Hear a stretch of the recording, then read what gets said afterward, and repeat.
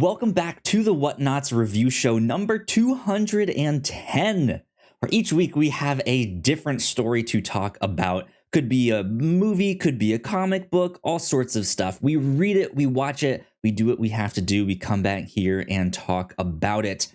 My name is Kyle Springer, and I am joined by Melissa Wilkinson. Hello. Melissa, how's your weekend been so far? It's been good. I went bowling yesterday for the first time in many years. How was I'm not that? good at bowling. I think I got like 2 strikes. It was cosmic bowling. They gave us all glow sticks. I had a red glow stick and it made me feel like a Sith. And I think that led to the strikes. I think it was the power of the dark side that did it. Interesting. Okay. Was there like a wise old guru there who like knew your life but didn't know your life but somehow could give you sound advice like in Fringe? My mom was there. Okay. That counts. You know my life, but you don't know my life, Mom. I'd consider Mom wise old guru. Yes. Okay. Sounds good. That's fun. I did not go bowling, but this morning I had a bowl of dulce de leche cinnamon toast crunch. Wow. I Advanced. saw it at the store. Yeah, real fancy. And I had to pick it up because you've seen the like cinnamon, the like French toast cinnamon crunch thing that they have there, and it's okay. I don't know if it's anything like, oh, you have to try it out. I remember when they first started it in the 90s, and it was a big thing. But they had dulce de leche, and I was like, ooh, that sounds fancier. I want that, and I tried it out, and it's actually pretty good. I like it Nice. a lot.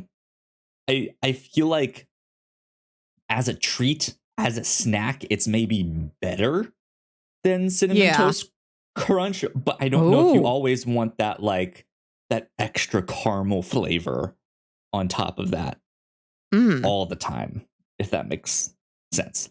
But it's good. I liked it. Just throw a handful of that into a regular cinnamon toast crunch box, and there you go. Sure, yeah. Just drizzle some caramel on top. That works. This is what our breakfast cereals needed, was additional dessert toppings. Just a bowl of cereal with caramel on it.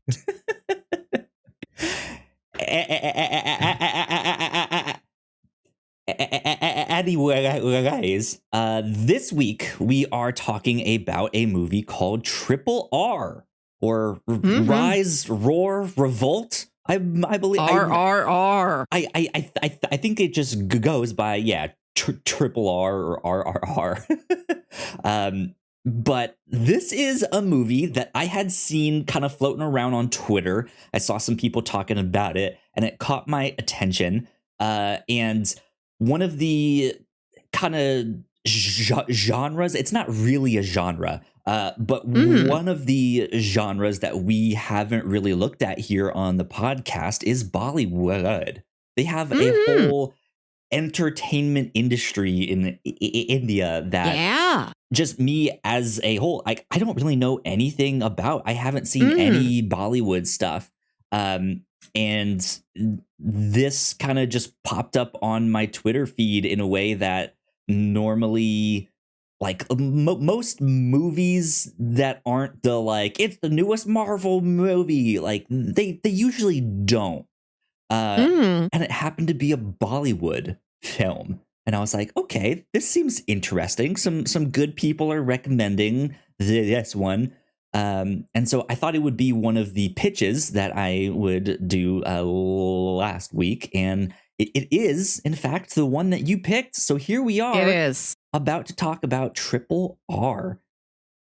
Melissa, had you heard of this movie before I pitched it? Yes, I had. I listened to the movie podcast Unspooled from Paul Scheer and Amy Nicholson, and they had mentioned that was going to be one of their upcoming films. Cool. And they told the audience like 2 or 3 weeks out to make sure we had time to watch all like 3 hours and 5 minutes of RRR. It's a long one, indeed. Yeah, and India's got a very rich cinema history. I don't think every movie from India is a Bollywood movie. I think that may be a different area than from where this movie came from. But when you picture a Bollywood movie in your head, you picture the massive crowd, just like a huge cast, huge set, very bright, very lively. The musical numbers, the sort of over the top action scenes. It's without subtlety, but on purpose. It's without subtlety in a good way. Everything is bright and open and as big and as bold as it wants to be. And that is definitely what this movie is. This movie is over 3 hours long, and it is every genre. When I first heard about it, I thought it was going to be more like a serious war movie that had really good action scenes in it. I was not prepared for how fun this movie is, how many different things it does in the time span. It's got incredible, like really bizarre action scenes. Action scenes where like one of the heroes is on top of the other one's shoulders. It's entirely like a chicken fight in a pool. That's one of the climactic action scenes. You've got dance numbers in there. You've got romantic comedy. You've got a buddy comedy. It's everything. Everything is in here. Yeah, this movie is absolutely wild. I cannot recommend it enough because I had a blast watching this. Is there some stuff in there that's maybe cheesy? Is some of the CGI in there maybe not the best? Sure, but I had so much fun watching this, and that like the cheesiness of some of these actions, the ridiculousness of some of that stuff just made it that much better. Because in the midst of that, there is like really good acting. There's some great drama. It's a great story. Like it's fun all around. I split the movie up into 2 pieces. I did like the first half one day and the second half the next day. There are some points in the movie which kind of work as like, hey, if you need to pause it here and do all of that stuff, you can go eat lunch or do what you need to do and come back and, you know, I think we get the actual title screen like 40 minutes into the movie. I think so. Yeah. But yeah, this was a blast. I know you mentioned that this might not be exactly Bollywood. Regardless, the whole like Indian movie scene is just something I have no familiarity with. I don't know the ins and outs. I've really only seen 2 things from the country. The first one was something we also watched here on the show called Typewriter. It's a show that Netflix helped produce, but it was a horror story about a haunted typewriter. And it is in a weird similar way. It was all the genres too, right? Like it had genuinely scary moments, but then it had the like weird like Scooby-Doo kids mystery, and then it had like good like an actual like adult storyline in there too, and it was just like this has just a bit of everything. It's interesting. So yeah, highly recommend RRR, not to be confused with the Vin Diesel classic XXX. Classic. Indeed. RRR. Let's do a plot synopsis of RRR for people who might be curious as to what this is. Okay. The movie starts with this these high-ranking British soldiers and like some lord and his wife, and they go visit the small village. And this little girl's like singing a song and like doing like a henna tattoo on this woman's arm. And she's like, oh, look at her. Isn't she cute? I'm going to take her home with me. Here's 50 cents. I have bought your daughter. She's now mine. I'm taking her back to the capital. And of course, the family doesn't understand. They don't know. They're like, why is our kid being taken away? So this daughter is removed forcibly from her home into to go live with this family who view her as a curiosity, as an oddity, as a novelty to pull out at parties. And we see a community member from that group go undercover to the city to try and find her and bring her back.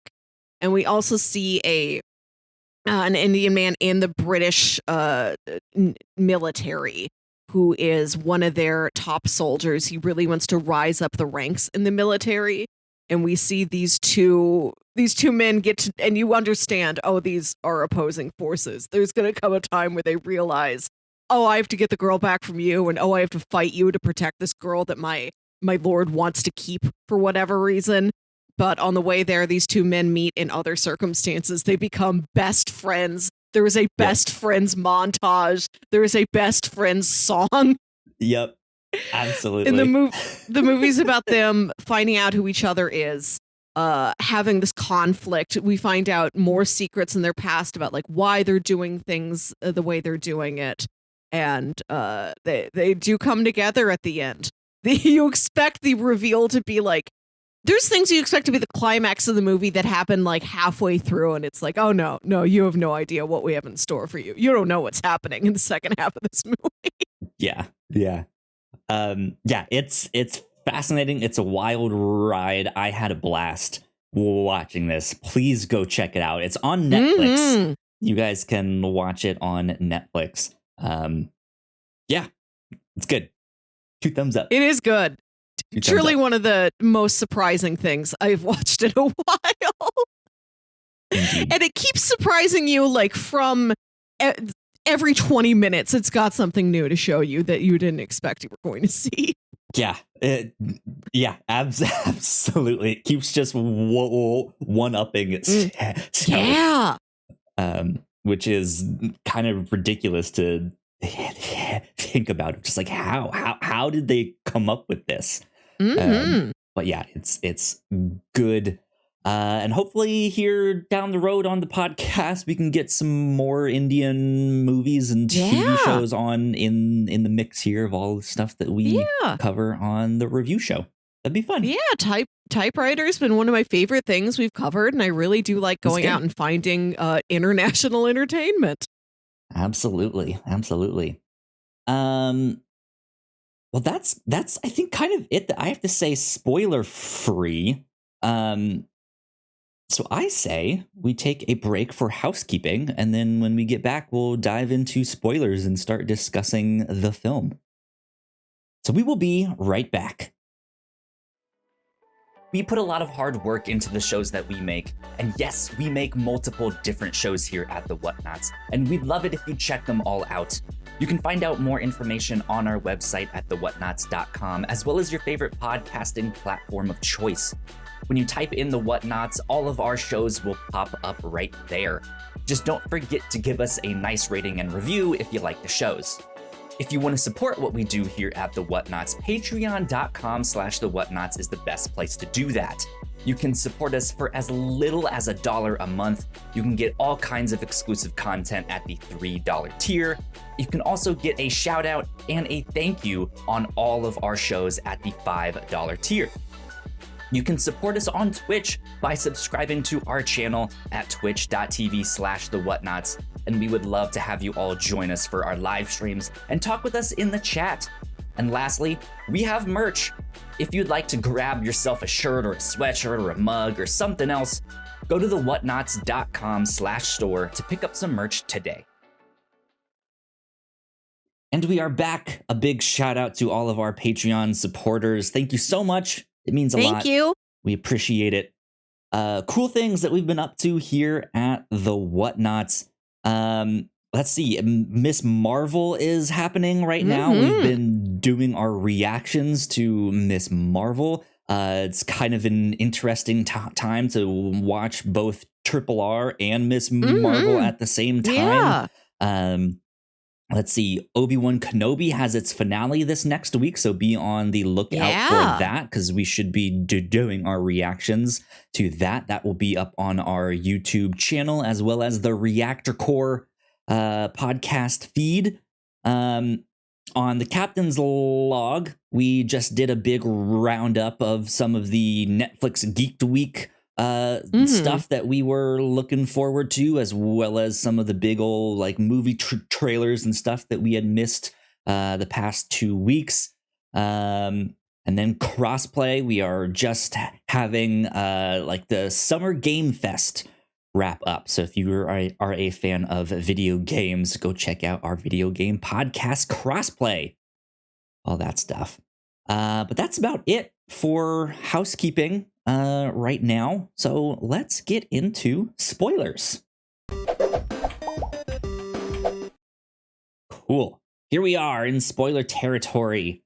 There are so many interesting things about this film. It's hard to know where to start with. To me, I think I actually want to start with the sound design of this film. Okay. Yeah. Because this was really interesting, and I think it's a great example of a way that they make movies differently than we do here in the United States. And this was like, I started watching the movie and I liked it, but just something felt off to me, and I couldn't quite place it. And I think, it was like 30 minutes into the film, I think I kind of realized, oh, like none of this is the original sound that is in there, which is strange. So then I went to my settings to be like, is this on the wrong language somehow? And it was, no, I was on the original language. Like, this is the sound design that is meant for the film, but it seemed like it was dubbed. Yes. And I was a little bit confused by that. And sometimes the words didn't match up exactly with the lip sync, but it was just like not enough that you would, I mean, it was enough that you would notice, but not enough that it like became an annoyance, if that made sense. Like, they do a good job of matching everything up and making sure it all fits. But that struck me as odd. I was like, if this is the original language, like, why did they do that then? And the only thing I can think of is just like, I mean, just when I think of the movie as a whole, they used so much CGI in this film. There's a lot, to the point where it was kind of ridiculous, the amount of things that was CGI'd. Like, some of the bullets that you saw them put into the gun, those were CGI.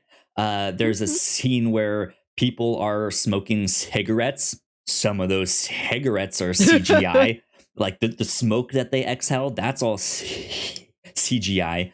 And a lot of it is used to a dramatic effect to make it shine in a certain way, or when they do the slow motion, that they can control the way the smoke exhales, or who knows what, right? And so I feel like the sound design is of a similar kind of decision of like, hey, if we strip away all the sound and then we redub it on top of that, add in the sound effects that we want on top of that, we can really isolate what sound effects we want the viewer to hear and focus on. Because there's a big action scene right in the middle of the movie that for any other movie would be the end of the movie, right? And it, like, there's chaos. There's people running around and yelling and screaming and guns going off. It's a big fight, but you don't hear anything except the two people that are hiding and like in the center, and their motions, their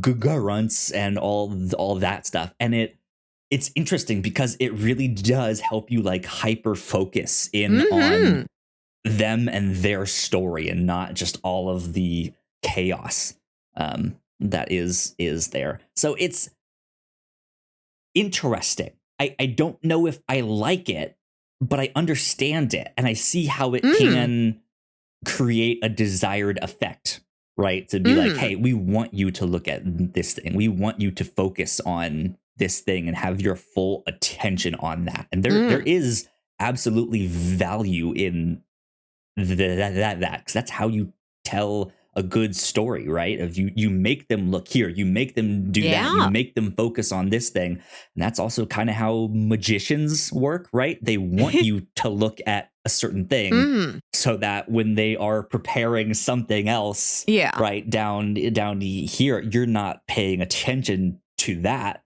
And then they bring it out. You're just like, what? Holy moly, how did that happen? How did that work? It's magic. And I think that's the kind of desired effect that they're going for with this, of like, hey, if we can just be in control of the whole thing, that we can really craft this story in the exact way that we want it to. Was that something that you really picked up on and noticed? Yeah, I did notice that a lot of the dialogue did seem dubbed, even dialogue that seemed like it would be in the language the film was naturally working in. Like, I know I was watching the original language track on Netflix, but I don't know a lot about this. I don't know if that is a common practice with a film of this scope and this scale, if the audio is something that they just choose not to focus on the day of shooting, and they do go, like, maybe ADR is a very common practice. I wasn't sure. It's something I ought to look into. There's a lot about this movie I would like to learn more about. I didn't get to this week. I look forward to researching. I'd watch a documentary about RRR that is as long as RRR. Sure. Yeah. But I did like the sound design in terms of the Foley. There's a lot of sound effects that are really impactful, especially with this action soundtrack of just punches and bullets and tigers roaring and motorcycles. Even the sounds of them dancing. Yeah. Yeah. It's fascinating to see. I was looking at their Wikipedia page to see if it mentioned anything about the sound design. I can't find anything at just like a quick overview. But one of the first things it does say is that it is a Telugu language film, which I think so it might even be that this is dubbed in Hindu. Because on Netflix, or Hindi, yeah, it might be dubbed in Hindi, because that's what Netflix said the original language was. So I like that would be an interesting thing if it was actually filmed in one language and then dubbed in another one for a wider release. And I did learn from the Unspooled episode about this, had a lot of great information in it, and it talked about how the lead actors did all their own dubbing for various like regional languages across India. Oh, interesting. That's fascinating. Good stuff. Yeah, that was my thought on sound design in the film, because it's just you don't really see a film like that in the United States here, or a decision to do. I mean, you can for like a certain scene, right? Where it like hyper focuses on someone's fist getting hit right in someone's cheek, and it makes a certain sound. But like, it's not. It just like the whole movie was like that, which was interesting. But yeah, that was a strange bit there. But where else should we dive in? That was like the big thing. I was like, I just needed to talk about that, because that was a interesting decision. I want to start with the opening structure of the film, where we've got the titles RRR. And the first title card we get, it says the story with the R in like a big capital letter. And it's the story of the little girl, Molly, being taken away from her family. And then we get, I think, the fire, and that's Raju as the soldier who's like fighting off this entire group of angry citizens. It's one man versus an entire angry mob. And then I think you get the water, which is Beam's little adventure in the jungle to like capture a tiger, which is, I didn't expect we were gonna have that. I wasn't expecting like a big like we're going completely out to this little pocket of the jungle. You're not quite sure, like it's not quite contextualized yet, and you watch this superhuman man like capture a tiger. He has his Steve Rogers holding the helicopter moment. Exactly. And then you get the title card where they comes together and it says RRR, Rise, Roar, Revolt. And I think the moment when and again, that's like 35, 40 minutes. When the movie like really ascended for me was the action scene where they team up to save the little boy in his like little turtle shell boat from being, so there's like a bridge over water and then there's a train on the bridge and the train like explodes and like falls off the tracks and there's like oil in the water and then the oil catches on fire. There's one little boy in his little boat there.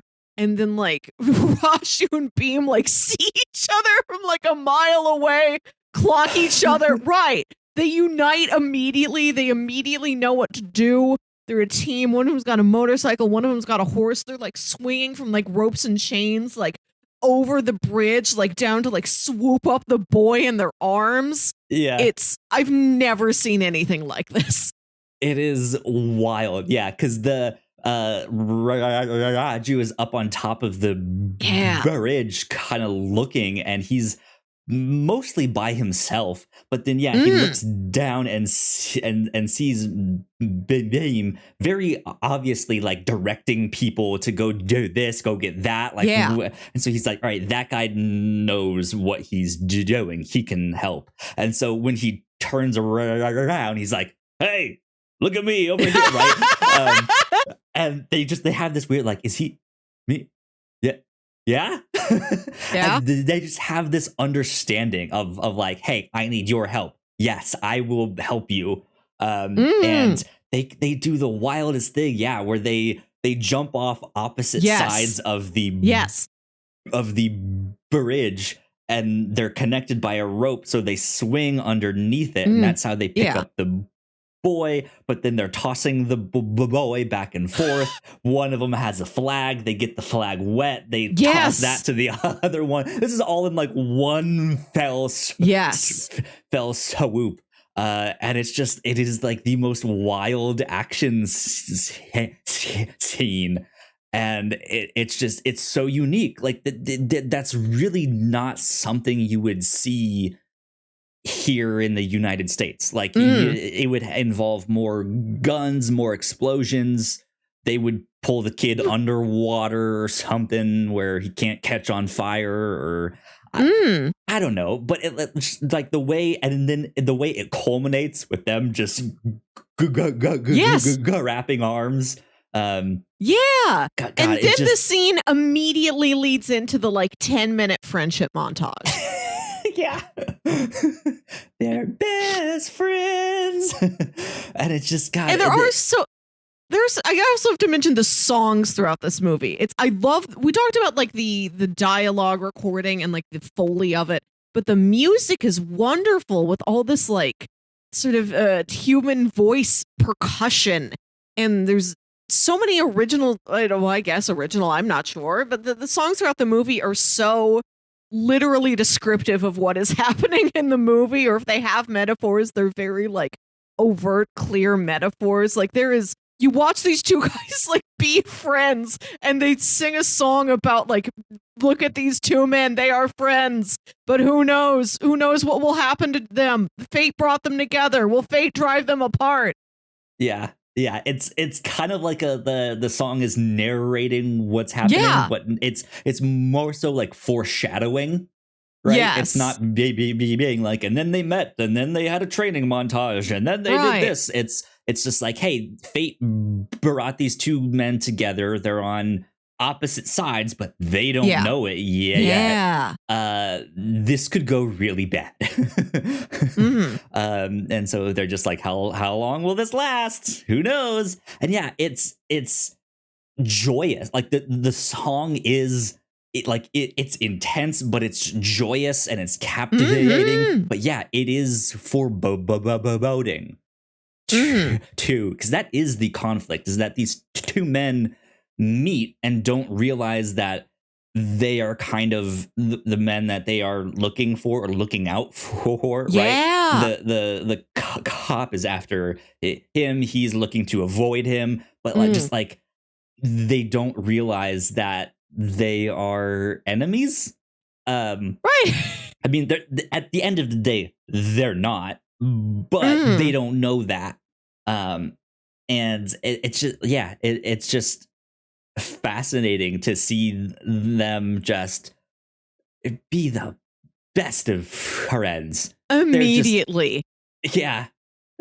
I mean, yeah, it's just you save a kid like that from swinging off of a bridge.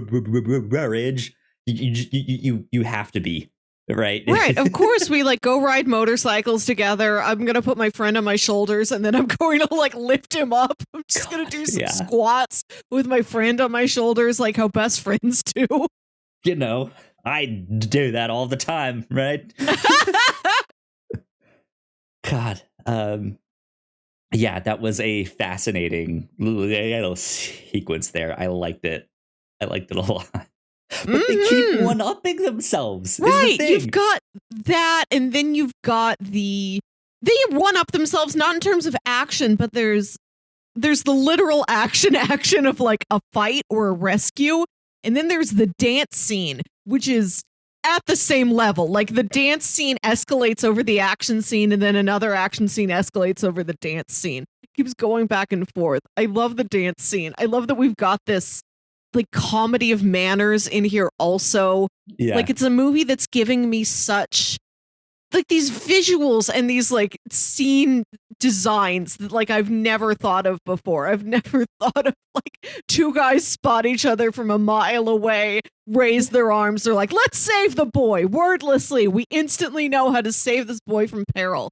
But you also have like such classic, almost hackneyed old jokes as, oh no, don't call me ma'am. You can just call me Jenny. And he's like, don't call me ma'am, just call me Jenny. That's a really long name. Yeah. Right.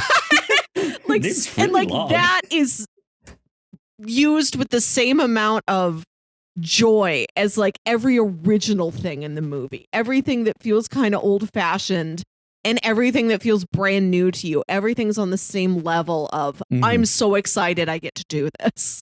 Yeah. Yeah. Yeah, the dance number, and song too, because they sing in the midst of this, as they do in a lot of Indian films. It's just it completely transforms it into a different movie, right? It's now no longer the next Mission Impossible. It's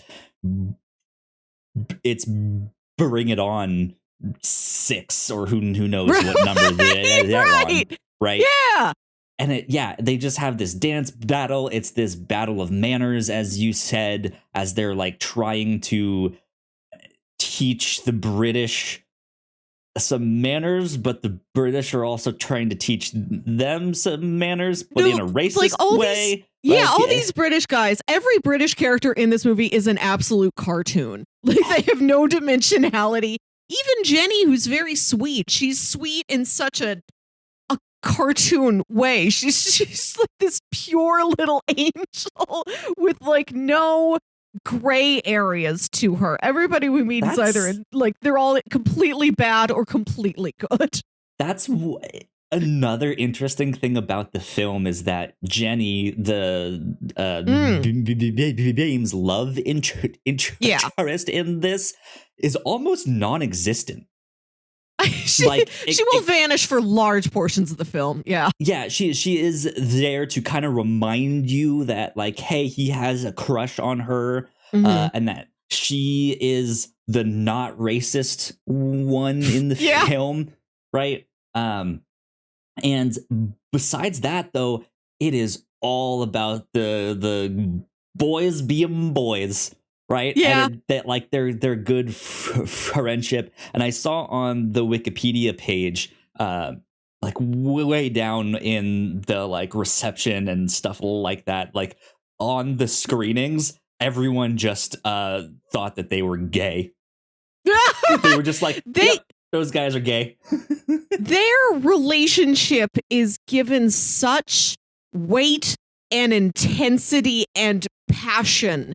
It is the most passionate platonic relationship I have ever seen. I understand that. Yes. Yeah. And you really don't get that kind of platonic relationship in a lot of media, especially between guys. Like, that's really not something you see. So just that by itself, to have that in a movie is like, wow, this is kind of cool. I like this. That is representation in a way that I don't think a lot of people really think about. Yes. Because it is not necessarily about what race you are or if you're a minority or not, but it is just a kind of normal friendship between two guys, but it's also not meant to be gay. But if you want to read into it, sure, why not? Go for it. Like, you can. I do like when we get an illustration of a platonic friendship that is given the same weight as any romantic relationship would have. But sometimes it's not inherently romantic. Yeah. Sometimes, like, maybe you've got like this beautiful woman you want to marry, and you've got this man who was your platonic soulmate, and you just ride motorcycles and do squats together. And that's just as important to you. That's just as life-changing. Yes. Right. Yeah. That's that. Yeah. I loved seeing that. That was and it's fantastic. A relationship that stands every test that gets thrown at it. It starts so strong and remains that strong. Like, even after Raju finds out that Beam is this criminal he's been looking for, who's been, like, he's heard word that somebody's going to break into this general's mansion and, like, maybe attempt to kill him. So he's on the lookout for this. They will go ride around town together, and Raju will be like, hey, pull over. And he's got like a poster. He'll take a wanted poster up to like a shopkeep, and Beam's just like hanging out there on the bike. It's very funny that they're doing these at the same time. Yeah, when he finds out that it's Beam, and Beam's like, wait a minute, like, you work for them? You're like one of the general's top soldiers? They never really turn on each other. They still like want to understand, like, why? Why are you doing this? Is there any way we could ever get out of this? I don't want to have to punish you. Their hearts never turn on each other, even though like their missions in life have to be oppositional to each other. And I like that. Yeah, time after time, they like find a way to come back together and help each other and learn to understand each other. Yeah. And then in the action scenes, that also manifests when in the middle of the movie, Beam is about to be killed, and Raju has a thing that's about to stab him, and he stops. He's just like, this, like, I like this guy. Like, he's my friend. Like, I don't want to kill him. And shortly after that, of course, is when we get his backstory to realize, like, hey, he's not actually a bad guy. Like, he's been infiltrating. The plan is to get a bunch of weapons and then supply that to the revolution and like do all of that stuff. But he has to make it look that he is the most hardcore of hardcore, like all for the empire, like all that stuff. And it's just like you then see the tables turned down the road, because Beam doesn't necessarily know that whole backstory, but just has that same moment where he's about to kill him, and is just like, I can't, like, I don't want to. I love this guy so much that I just no, like there's no way. Which is good. So they have an incredible relationship. I really like that stretch of flashbacks. I love that it is like inceptional flashbacks, because he flashes back to his childhood, and then he's talking to his dad, and his dad's like, well, this thing happened to me when I was a child. So we've got a flashback within a flashback. It's very helpful, because you see the Raju is this very he sees the little boy in trouble and he's like, I must help the boy. I will do anything to help the boy. The man who helped me save the boy, we are now best friends. I love him. And then you also see him flawlessly, completely loyally serve this empire. And they're like, all these locals are making a fuss. Raju, go take care of it. And he's like, okay, I'm going to go fight 200 guys now because you told me to. And there's no like cracks in his, what you learn as a facade. Like you don't quite see why he's so extremely loyal to serving this British general. And then you learn, that his father was also a freedom fighter. And like, there's been this plan that he's lived under for like 25 years. Like his entire adult life. I think he saw his whole family killed. 15 years. Yeah. He watches his parents and his brother die. His entire village get killed. And he develops this plan to like rise up the ranks of this British military so that when they are sending out shipments of weapons to other squadrons of the military, he'll be at the rank to go be escorting one of those shipments. And then he can divert it and take it all back to his town where he grew up. Mm-hmm. And there's like his one childhood girlfriend who's still there waiting for him. Just very sweet. But yeah, that's it. He's got a lot. I don't want to say he's got a lot to answer for, but to have a man in that situation where he's so flawlessly loyal to this.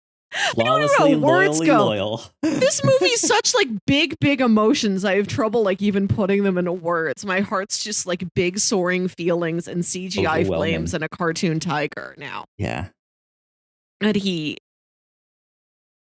got such a violent past that we see here in this movie of him attacking everybody. He just does every single thing that is asked of him in order to pursue this mission. And it seems like it's really only once he gets to Beam where he has to like torture Beam to like whip Beam in the town square that he's like, that then his conscience starts to act up. And we do see it a little bit in his letters back to his sweetheart. But once you learn his backstory, that explains a lot about him, but it also makes you ask more questions like, why don't we get more scenes of him wrestling with his conscience? Yep. It seems like it would be a larger part of what's going on with his character.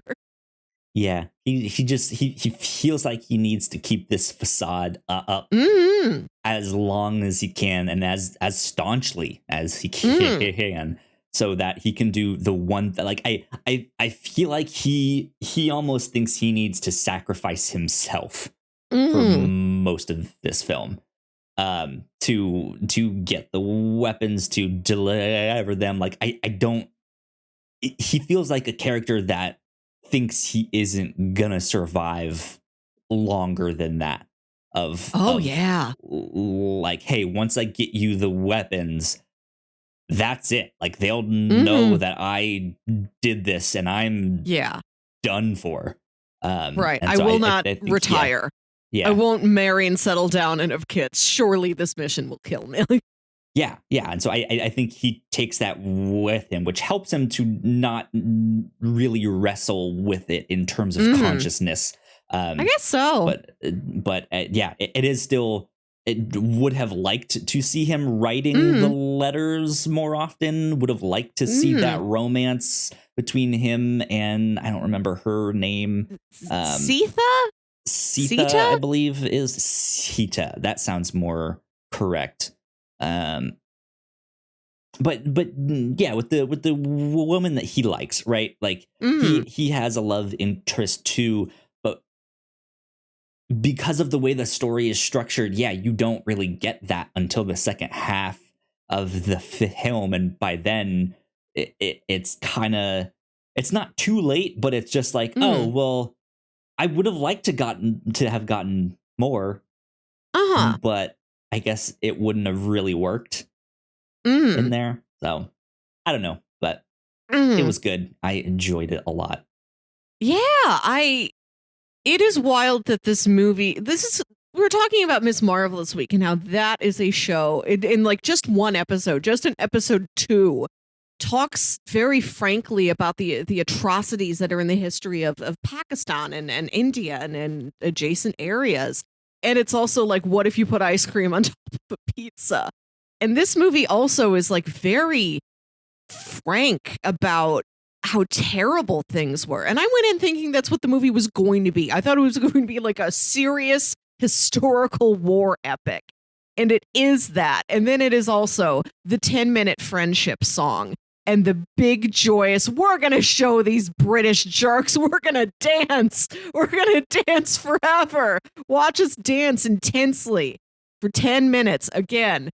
And then you've got like he jumps out of a truck with like an entire menagerie of animals flying behind him. The Avengers shot from Age of Ultron, exactly. But it's him and a tiger and a lion and a deer and yeah, it is incredible how many genres and tones and emotions that this movie has. That it is this, it does have this passionate sense of justice and of protection in it, and it's all this joy for things as simple as dancing and having a best friend. Yeah, I wanted to mention that exact same thing. It's interesting that we watched this the same week that we were watching Miss Marvel, because Miss Marvel mentions the partition and just how terrible it was after that. That the British leaving just left that country in ruins. There was a great split. There was a civil war. There was tons and tons of violence. And then this movie is interesting because it is very much a joyous celebration of the country's history of revolt and revolution, right? And not to say that these two things can't exist in the same culture, or that I don't know how they got from one to the other or all that stuff. It's just interesting to see these two pieces. And it's especially since I don't really know anything about this culture, that it's like, they have this very dour kind of sense of like, oh yeah, the partition, like that. That was a rough time, but then they can also have this just complete joy to be like, hey, look at our history of revolt and revolution and leaders that get you to rise up and follow up the cause. Like, that's incredible. And I mean that, like, the song, the movie ends with a song just being like, and we had this guy and we had this guy, and it was great, and it was awesome, and like that, I think at the end of the day is what I walked away from with this. Is they just have so much pride and joy in their history, that it was just like, wow, this is neat. This is cool to see. Yeah, it is a neat combination of what if we took real historical figures or real types of people who would have been in our history. Maybe not specific freedom fighters, but a freedom fighter that you could easily imagine with the context of the history we're looking at. What if we take these figures from our tumultuous, struggling past and combined it with these larger than life, superhuman, like super heroic action adventure scenes? What if we, I don't want to say elevated our historical freedom fighters to that level. They are fairly elevated to begin with. But yeah, it's a combination you don't see often, especially coming across so genuinely. I think of like Abraham Lincoln, Vampire Hunter, which is something like that, but it's largely a joke. Yeah. So I do have to note that the two main characters in this are based off of real people. They are real life Indian revolutionaries, according to Wikipedia. But yeah, I'm sure a lot of this is, I mean, they do say that this is a fictional story and stuff like that. So it's neat to see, them combine all of this history and this culture and stuff. It's cool. Yeah, I haven't seen either of these films, but from what I've heard about them, it reminded me of like Inglorious Bastards or Django Unchained, where it takes a historical struggle and a historical hero and dramatizes it and kind of blows it up into an action adventure film to as some sort of wish fulfillment of I wish things had gone better. I wish that there had been like this very clear good triumphing over evil moment that was big and shiny and heroic. Right. Yeah. Yeah. It might not have been that clean or that like fist pumping. Just like, let's do it. But yeah, it's this movie is a wild ride for sure. All right, so we have to talk about some of the bigger action scenes in this. Of course, we mentioned the one on the bridge, which then gets escalated by the dance number shortly after that, which then middle of the movie gets escalated by this truck ramming through these doors into the British not palace but like courtyard, like in their compound palace thing. It goes into the courtyard and turns and pumps the brakes similar to the Akira slide. Right. And as it turns on its side, they open it up and all of these animals jump out and Beam is right there in the center of it with his torches and chains, and he has his Avengers moment, and it is wild. Like, it is a ridiculous fight scene because there's chaos everywhere. There's animals running around, which I have to say was also funny that like 6 or 7 of them jump out of the truck. But then in the scene, there's like 30 animals just running around. It's just like, how did they fit them all in that truck? There's no way. But even as the truck is like first getting into the courtyard, it hits a car, and the car like not blows up, but it like flips and rolls in a way like it's very obviously CGI. Like there is no mistaking it, mainly because that's not how physics works. Yeah. Like, that's just not like I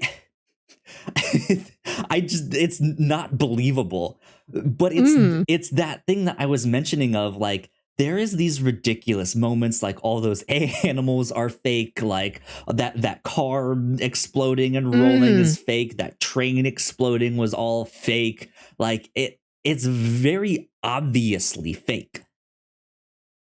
But it heightens the scenes in certain ways to an effective degree, right? Like I think in a lot of American-made movies, we use CGI to the effect of, well, hey, it's either going to be too expensive to do the actual stunt that we want to do, so we'll make it in CGI, or it's too dangerous or something like that, so they do it in CGI. And it's meant to be as realistic as possible, so that, hey, like, you're not supposed to be able to tell the difference. Usually you can, but that's beyond the point, right? It's meant to be like, let's make this look real, right? You will believe that a man can fly. You will believe, right? Like, and this almost just doesn't care about that in a weird way. Like, we'll use CGI, but not in a realistic way. Right. Like, we're just gonna do whatever makes the scene better, like to make it more action packed, to make it more to make it more dramatic, or just look neat. You want this scene to be filled with flames and tigers. we're not going to put in one patch of flame and one tiger at a high level CGI. We're going to put in 12 tigers and an entire wall of flame at mid level CGI. And you're going to like that a lot better. Yeah, that's kind of it.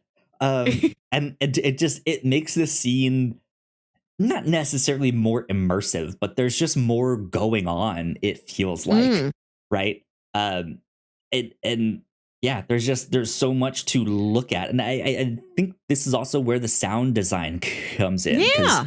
There's so much going on in that scene that they use the sound design then to focus you in. It's like, hey, despite all of these tigers running around and fighting and things exploding, look right here instead at these two. And I like, it makes for an incredible scene. That there's really just nothing else like it. It's fascinating. One of my favorite not like a full action scenes, but one of my favorite like badass twists of you won't believe how tough these heroes are is when the military does put Raju in jail, and like the general's like crony guy in his butler suit is walking the general to go see where they've had Raju imprisoned. And it's like, yes, sir, we only feed him once a week. He should be starving. He should be completely weak. He's at the end of his rope. And then we go there and he's as buff as ever, like doing pull-ups. And then they're like, we're going to put you in solitary confinement. This tiny little cell that's like dug into the ground. And there's like a little grate like set into the ground. And he's squished in there. It's only like a 3-foot cube. Exactly. And he like grabs it and he's like, okay, I'll continue to do my pull-ups here, even if I am hunched into a little ball. Yeah, it's ridiculous because they do beat his legs too, which is an important note here for what we're about to mention. They like bust his kneecaps, like all that stuff, so he can't walk, and that would really suck to then be put in that solitary where he has to remain cramped up with his legs can't be out straight, right, to heal in that way, because they would probably not heal correctly. But apparently those pull-ups work wonders for your legs. So then Beam goes to break him out of jail once he finally learns his story and his backstory, all that stuff. And just immediately, without even questioning it, the first thing he does is pull him out so far of solitary that he can lift him up over and onto his shoulders.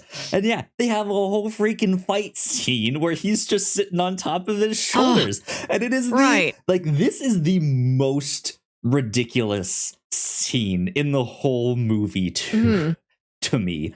It's just so I've never seen the movie Guns Akimbo with Daniel Radcliffe, and he gets the guns put but like the same amount of ridiculousness is like what I think of when he's like leaning over backwards while on this guy and shooting things, and they're fighting people with that, and choking one guy here and one guy down there. It's just like there is no word for it but ridiculous.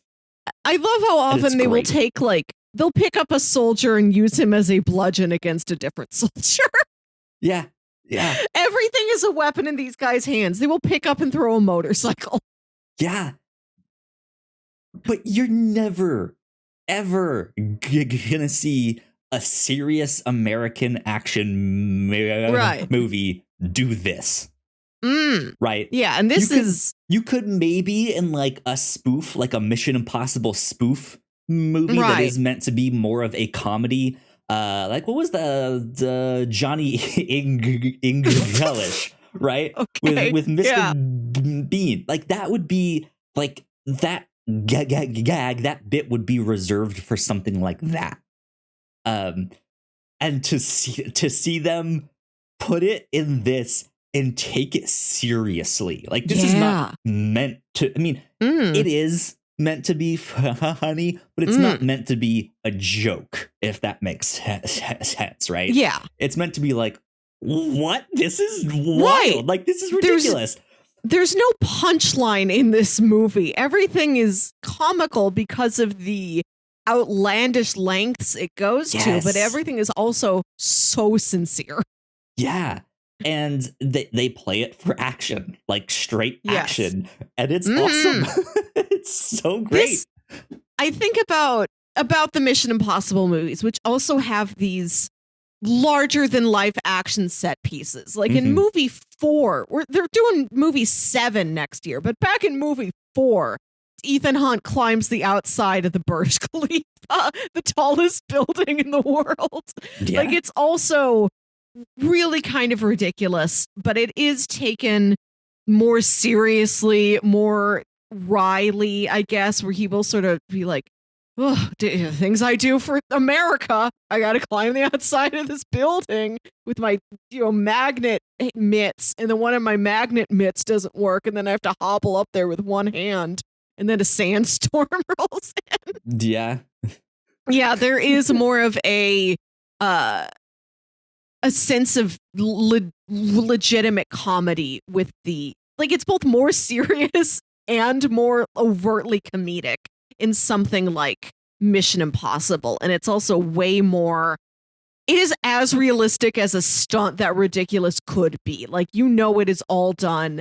This is Tom Cruise's current reputation, the man who will go to extreme lengths to do a wild stunt as realistically, as technically accurate as he possibly can.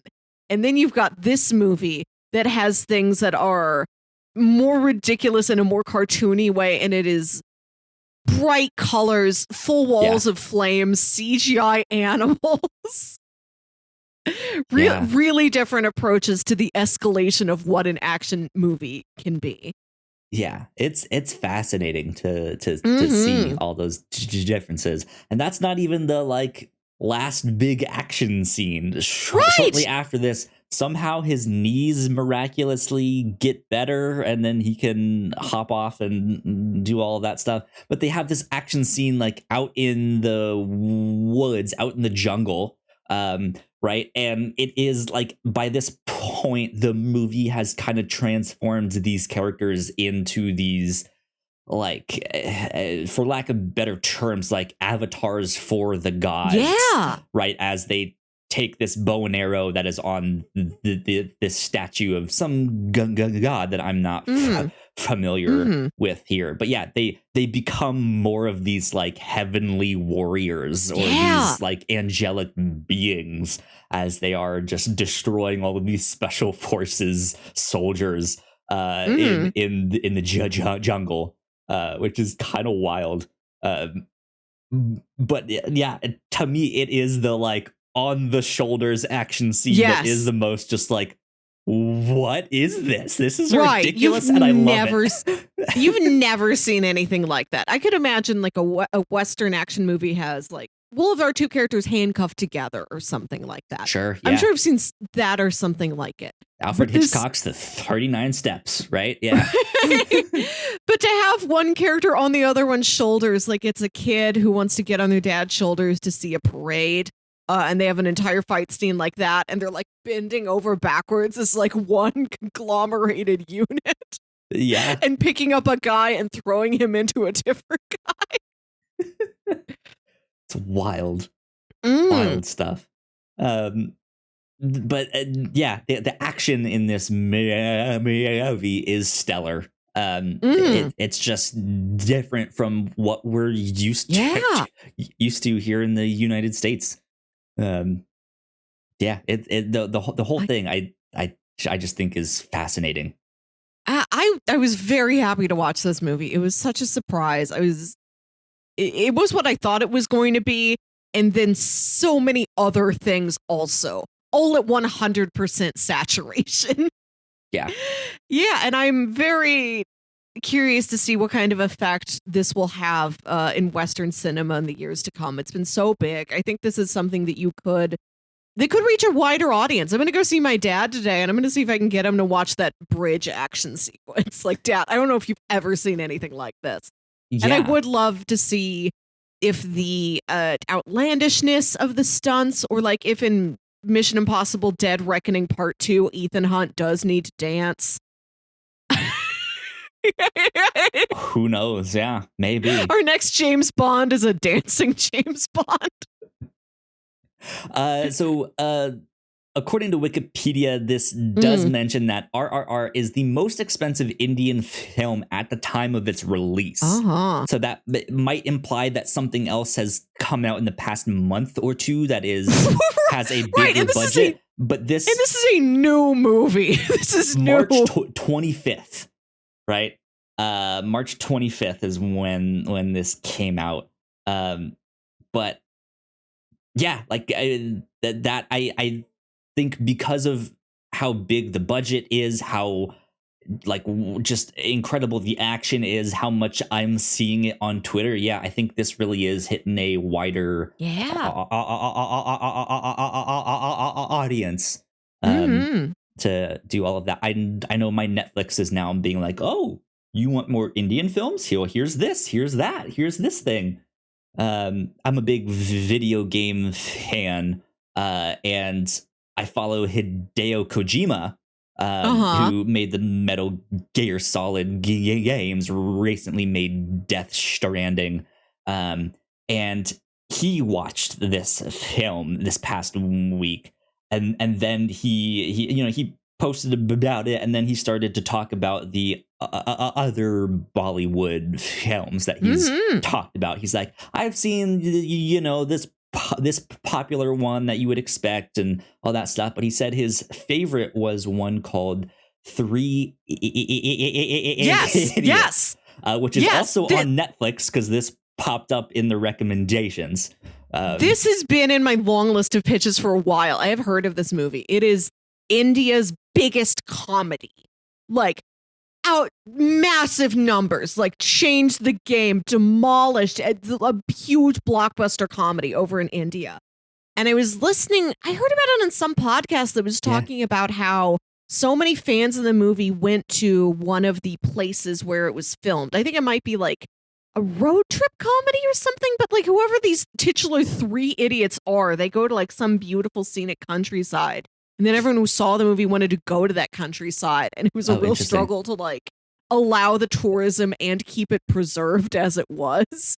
And this is a set of pitches I've been wanting to do for a while. The biggest comedy in other countries that we've never heard of. Yeah. And I think, right. And we've watched this. And there's comedy elements in this movie, but it's largely an action adventure movie. We watched Typewriter, which is a sort of horror suspense. Yeah, let's go to comedy. Let's see how international comedy plays for us. I think the only international comedy we've watched is Kantaro. Sure, yeah. Kantaro, the Sweet Tooth Salaryman. Dark, 0 jokes. The Forest, 0 jokes. Dark had 1 joke. 3 seasons it had 1 joke. What happened to his eye? What happened to his head?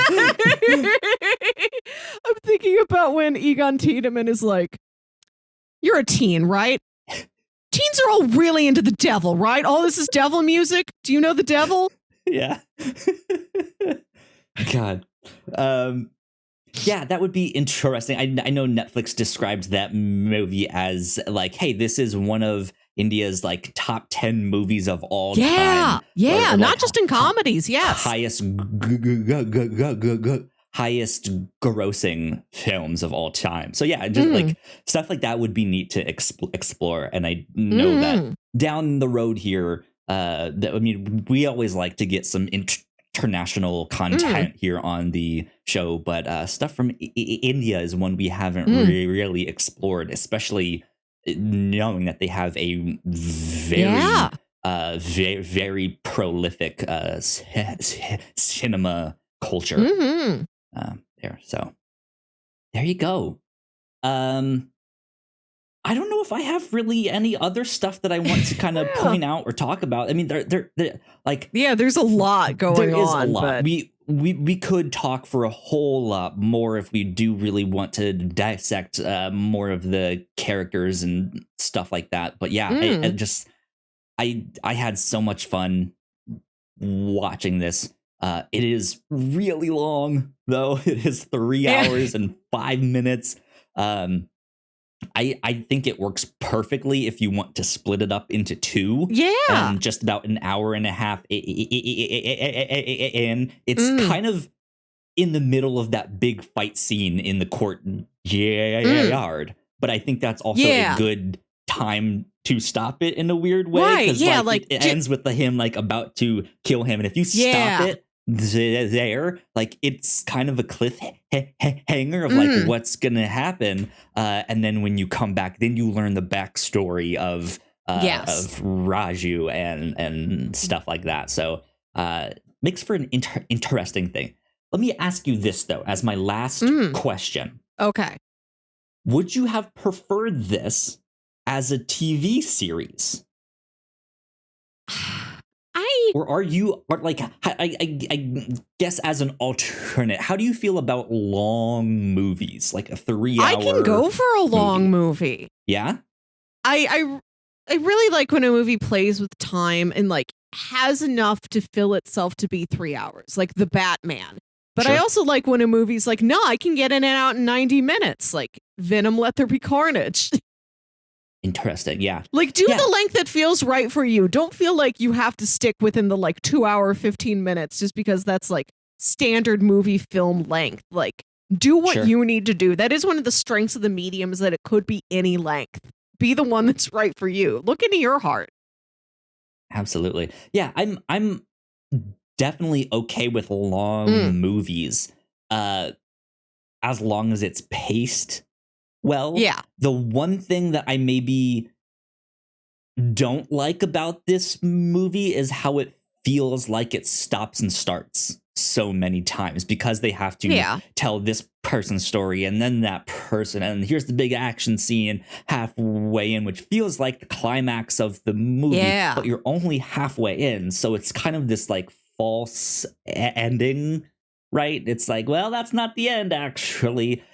So on one hand, yeah, that's why I'm asking this, is like, it feels like this could have been 2 movies or maybe a TV show. Cause like, I liked a lot of the stuff that they were doing also like outside of this friendship. Like I would have liked to see more of, and I forget her name already, Jenny. Yeah, like I would have liked to see more of her. I would have liked to see more of that romance between them. Like I think this has enough material that it could have been a 6-episode TV show. It could have been 8 or 10. But I also feel like that wouldn't have served the story well enough. Like I think because it is a 3-hour movie and it focuses so heavily on the relationship between these 2 men, right, that it just crafts its experience so perfectly that it's hard to actually say that it's a critique, that it has this false start or this false stop in the middle, but it's just like, no, it's actually I think they made the right choice like that. Yeah. Right? Yeah. And I think this is perfect as what it is. I love the spectacle of this is a 3-hour movie. I would love to see this in a theater full of people. I just watched this on my couch alone and I had a great time. Yeah. I have to see it with several other people. To see this in a packed theater, that sounds lovely. And I think that is part of Indian culture, is that it's not just movies, but specifically going to the theater is it's something they're a big fan of. And it's one of the reasons why movies are so long, is you go to the theater, you're in air conditioning, you're just hanging out with all these people for a while. Yeah. I admire that. It's good stuff. It's good. Good stuff. Okay. I say we do a check-in on our bingo cards. Let me pull us over here. Let me hit the bingo button. Say it with me. B-I-N-G-O. Just like a pro. Here we go. Here's our bingo cards. Okay. I know I don't have anything new I don't from think this, I do which is either. regrettable because there's I don't so think I much that have a happens in mysterious this. scar. I mean, there are things that happened in this that are on my bingo card, but I've already marked them off. Yeah. Stuff like that. But I don't think I have any kind of thing I can mark down here. Villain with a pet. No villain with a pet. No human trials. Well, no. I was gonna say, how do you feel about Superman analog? But it is a man it's Superman in that it is truly larger than life. A man of of like incredible, unprecedented goodness and strength, but not a super space man, not a Clark Kent, Kal-El, capital last of S his Superman. kind. Yeah. Well, unfortunately, another kind of lame check-in on bingo. Wow. We're not even halfway through the year, though, Kyle. We're doing real well on bingos. Oh, sure, we are. But it's getting more and more difficult to find these like specific things, right? Like we might just have to do a week of like, okay, here's pitches that I know will get me one of these things here. Or multiple things. But there you go. I will bring us back to the main podcast screen there. Cool. Now we got that out of the way. Melissa, do you want to lead us in recommendations? Yeah. We mentioned it earlier, but definitely Typewriter. This is a Netflix show from India, and it's about a haunted typewriter. And we're following like this group of school kids who have a ghost club. This is the Scooby-Doo antics of the show. They even have a dog, a literal dog. And you're also following like the adult granddaughter of this author who died, whose spirit is believed to haunt the typewriter. She's got this sort of flirtation with a local police officer. It's vaguely reminiscent of Stranger Things in that way, and that you've got this. You're following adult characters, you're following child characters. They're all orbiting around the same mystery. Yeah, that was a really enjoyable show and good at. Very scary, but I feel like it would be a good first scary thing to show like a young adult person. So if you've got like the niece or nephew who's like 11, show them Typewriter. I look forward to showing Typewriter to my niece when she's a bit older. Yeah, because there are some genuinely scary moments in that. So it's kind of hit or miss for like, hey, can this kid kind of handle that or not? Yeah. Or like if you're an adult and you want to watch something horror, but you want a little bit of that young adult horror feel where you want like, I want parts of this to feel like an Are You Afraid of the Dark? You could watch Typewriter. Yeah. I would also recommend a movie that is very different from RRR in tone, but is reminiscent of it in structure. And that is a Japanese movie I watched this year called Drive My Car. It's also 3 hours long and also has a prologue that takes up the first 40 minutes. And it's only once you get 40 minutes in that you get the opening credits and the actual movie begins. Oh, wow. There you go. This movie, I think I watched it on HBO Max. It won the Oscar this year for Best Foreign Film. It was nominated, I think, for Best Adapted Screenplay and Best Director. It's a much more serious, thoughtful, introspective movie about this actor and theater director who goes to this small town for a theater festival. And when he gets there, he learns that it's part of, he's like the artist in residence, and it's part of their package that like, oh, you don't drive yourself. We have a chauffeur. And so it's him being driven to and from rehearsals every day by this chauffeur. And while he's driving, he's listening to a tape of the play they're doing is Uncle Vanya, the Anton Chekhov play. And years ago, he did a production of this that he was acting in. Now he's directing it.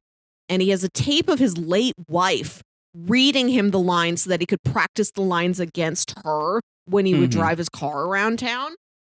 And now it's years later. He's bringing that tape out again. His wife has died. He found out that his wife was having an affair before she died.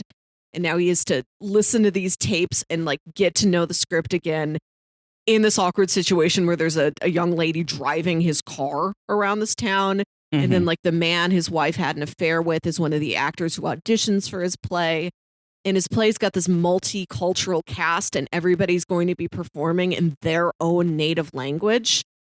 It's like you've got actors in this play who are speaking Japanese and Korean and sign language Korean and Chinese, and they're all doing their own language, and they just have to learn the beats of the script and learn to like hear the intonation and inflection and like read the other actors' faces to do this communal performance together. And it's a movie about artistic expression and communication and grief and it's very much the cliche of 3-hour sad foreign film that wins at the Oscars. Sure. But if that's something you want to try, it's a really beautiful film, and like the 3 hours works better than you'd think it would. So, like I said, tonally very different. No wild action scenes or preposterous scenarios in Drive My Car. Much more of a slice of life, but that might be the film for you. Cool. Good stuff.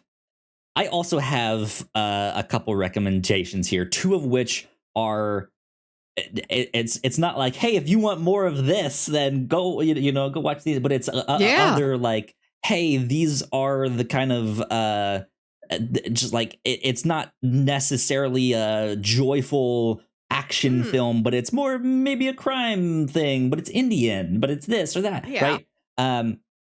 So before I get to those, though, of course, if you like this, go watch all the Mission Impossible movies. Go watch all the James Bond movies. Just go watch a big budget action film. Any of them. Like, go to your local theater and see Top Gun Maverick. Right? This holds up with all of them.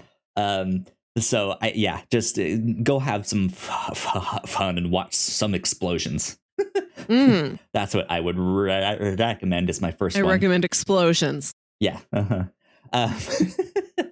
So then my first other recommendation is another movie on Netflix called White Tiger. Yes. This is one I watched, I think at like the end of last year or early this year. I don't remember. It is a story about this Indian guy who's really, really poor and gets hired as a driver to this rich family. And it's the story of him and how he kind of rises to the top, I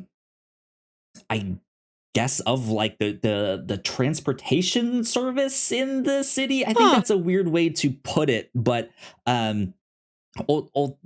it's drama. It's a crime story. But it's a fascinating movie. Like, you will be on the edge of your seat, just like how, like, what is happening? How does he do this? All of this stuff. And it's just, I thought it was incredible. It's based off of a novel of the same name. That was a New York Times bestseller. But yeah, the movie is on Netflix. I highly recommend that one. And then the next thing that I want to recommend is actually a comic book that I read recently. Has immediately risen to like one of my favorite comics of all time. This is The Many Deaths of Lila Starr. And the description on Amazon says, humanity is on the verge of discovering immortality. As a result, the avatar of death is cast down to Earth to live a mortal life in Mumbai as 20-something Lila Starr. Struggling with her newfound mortality, Lila has found a way to be placed in the time and place where the creator of immortality will be born. Will Lila take her chance to stop mankind from permanently altering the cycle of life, or will death really become a thing of the past? And yeah, this is about the god of death who basically gets kicked out because They don't need her anymore. And she gets to experience life. And it's only 5 issues. And each issue takes place in a different time period of the person who's making the immortality thing in his life. And it is these small interactions that she has with him in these different decades. And it is one of the most beautiful books I have seen. The artwork is fantastic. It is wildly colorful. It's oranges and yellows and teals and blues and all sorts of stuff. And it's beautifully written. It is poetic and it is thoughtful. It will just make you think about life and make you think about death in a good way, not necessarily in like a sad, like, well, now I'm depressed way, but it's just, man, this was a fantastic book. I cannot recommend that one enough.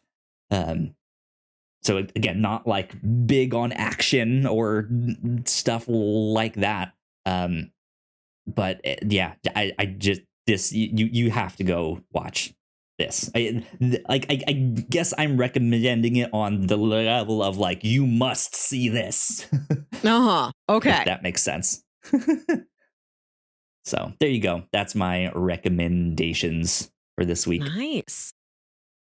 Next week on the show, we will be continuing our monthly ongoing series, watching all of Fringe. Yeah. Last 2 months, we watched seasons 1 and 2, and next week we're going to be talking about season 3, which has been very exciting. And the next 2 months after that, we're going to watch all 5 seasons of the show. Well, the remaining two seasons. Yeah, season 3 of Fringe. We are in the middle of it now. And I'm excited to talk about season 3. This show is really interesting. It's a fascinating show. If you like X-Files, this is a show you need to check out. If you're a fan of J.J. Abrams and some of the stuff he does, this is one you should at least check out the pilot. And very good like pilot. That. Yeah. But this is up there with my favorites, but not it's not like it wouldn't make my top 10 if that makes sense. I like this show a lot. But I'm excited to talk about season 3. You've seen it all before. I started watching it when it was on. I've never made it this far, so everything is new to me. I don't know what's going to happen. There you go. It's a very exciting time. Good stuff. Melissa, do you by chance have your pitches ready for the week after that, or are you going to wait? I have pitch. I've got one. You've got one. Because earlier this year, Kyle, we realized we've never gotten to talk about Nicolas Cage on the review show before. Okay. And we put a pin in that. We're like, we're going to make this a Cage year. We will encounter him. And this episode we would be recording would be the weekend of 4th of July. A holiday where you look at your nation and its treasures. Okay. Yeah. So, I did not bother to come prepared with pitches beyond National Treasure and National Treasure Book of Secrets. But if you deny Benjamin Franklin Gates, then I will come back next week with more pitches. Well, I really don't like daylight savings time. So, Benjamin Franklin can screw himself. No, I'm A-okay with that. Let's watch National Treasure for 4th of July. Why bother naming other ones? Like, you would pick National Treasure. You know what? Let's just have the first week in July. Let's have 4th of July weekend just be Nick Cage weekend here on the show. I like that. All right, next year. Nicolas Cage is a national treasure indeed. Yes, okay. The next year we can watch, I love the idea of watching Mandy in the middle of the summer. We'll watch The Family Man in the middle of the summer. Right, yeah. Maybe I can find that mysterious Nick Cage movie that I don't remember what it is, but I saw it on a plane by like watching someone else's screen like in the mid 90s. Wow, the mid 90s. Something like that. I don't know, late in the 90s. Yeah. I guess. Who knows? Next year, get your sunblock on and your face off. Put Good sunblock stuff. on your face and then switch it with John Travolta's face. When you get his face from him, make sure it's got sunblock on it. It's the middle of July. Indeed. Yeah, so just again to recap, next week is season 3 of Fringe. The week after that, we are watching both of the National Treasure movies. Yes. So be prepared, be excited for all of that. There you go. Melissa, where can the people find you on the internet? You can find me on Twitter and Instagram at Wilkywit. That's WILKYWIT. And listen to my other podcast, Saturday Morning Obscurities, show where me and my brother Jams talk about weird old kid shows you feel like only you remember. And you can find me at Yo Kyle Springer on Twitter. And if you guys want to stay up to date with everything that we do here at the Whatnauts, we are at the Whatnauts on Twitter. So please go like, share, and subscribe. That would help us out a ton to spread the word and all of that stuff. But yeah, this has been number 210 of the Whatnauts review show. We will see you all next time. Bye. Bye.